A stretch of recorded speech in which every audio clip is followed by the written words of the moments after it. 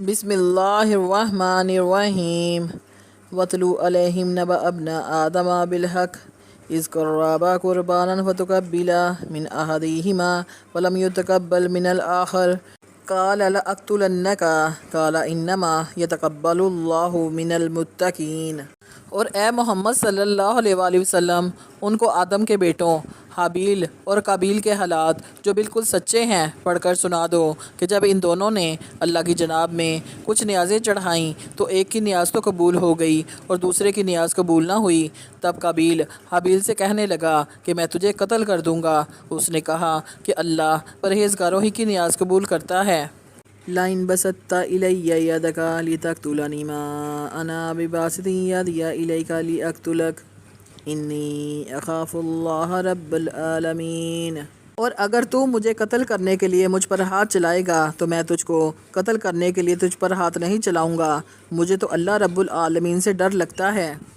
إِنِّي أُرِيدُ أَن تَبُوءَ بِإِثْمِي وَإِثْمِكَ فَتَكُونَ مِنْ أَصْحَابِ النَّارِ وَذَلِكَ جَزَاءُ الظَّالِمِينَ۔ میں چاہتا ہوں کہ تو میرے گناہ میں بھی ماخوذ ہو اور اپنے گناہ میں بھی، پھر زمرہ اہل دوزخ میں ہو، اور ظالموں کی یہی سزا ہے۔ فَطَوَّعَتْ لَهُ نَفْسُهُ قَتْلَ أَخِيهِ فَقَتَلَهُ فَأَصْبَحَ مِنَ الْخَاسِرِينَ۔ مگر اس کے نفس نے اس کو بھائی کے قتل ہی کی ترغیب دی تو اس نے اسے قتل کر دیا اور خسارہ اٹھانے والوں میں ہو گیا۔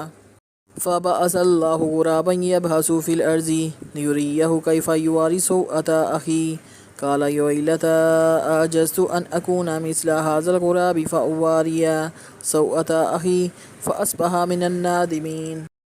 اب اللہ نے ایک کوا بھیجا جو زمین کریدنے لگا تاکہ اسے دکھائے کہ اپنے بھائی کی لاش کو کیوں کر چھپائے۔ کہنے لگا اے ہے مجھ سے اتنا بھی نہ ہو سکا کہ اس کوے کے برابر ہوتا کہ اپنے بھائی کی لاش چھپا دیتا، پھر وہ پشیمان ہوا۔ انبیاء کرام کی عمریں: حضرت محمد مصطفیٰ صلی اللہ علیہ وسلم کی عمر 63 سال، حضرت زکریا علیہ السلام کی عمر 207 سال، حضرت موسیٰ علیہ السلام کی عمر 125 سال، حضرت یعقوب علیہ السلام کی عمر 209 سال، حضرت اسماعیل علیہ السلام کی عمر 137 سال، حضرت ابراہیم علیہ السلام کی عمر 195 سال، حضرت داؤد علیہ السلام کی عمر 115 سال، حضرت ہود علیہ السلام کی عمر 265 سال، حضرت صالح علیہ السلام کی عمر 856 سال، حضرت ادریس علیہ السلام کی عمر 336 سال، حضرت نوح علیہ السلام کی عمر 950 سال، حضرت شعیب علیہ السلام کی عمر 882 سال، حضرت آدم علیہ السلام کی عمر 1000 سال ہے۔ رسول اللہ صلی اللہ علیہ وآلہ وسلم نے فرمایا جو شخص کسی قوم کی اجازت کے بغیر ان کا حکمران بن جائے اس پر اللہ کی، فرشتوں کی اور تمام لوگوں کی لعنت ہے۔ سلسلہ مستدرک الحاکم، حدیث نمبر 7807۔ رسول اللہ صلی اللہ علیہ وآلہ وسلم نے فرمایا جس شخص کے جسم سے روح اس حال میں نکلی کہ وہ 3 چیزوں سے بری تھا تو وہ جنت میں داخل ہوگا: تکبر، قرض اور خیانت، بسلسلہ صحیحہ، حدیث نمبر 3675۔ 2 نمازیں: رسول اللہ صلی اللہ علیہ وسلم نے ارشاد فرمایا وہ شخص ہرگز آگ میں داخل نہیں ہوگا جو سورج نکلنے اور اس کے غروب ہونے سے پہلے نماز پڑھتا ہے، یعنی فجر اور عصر کی نمازیں۔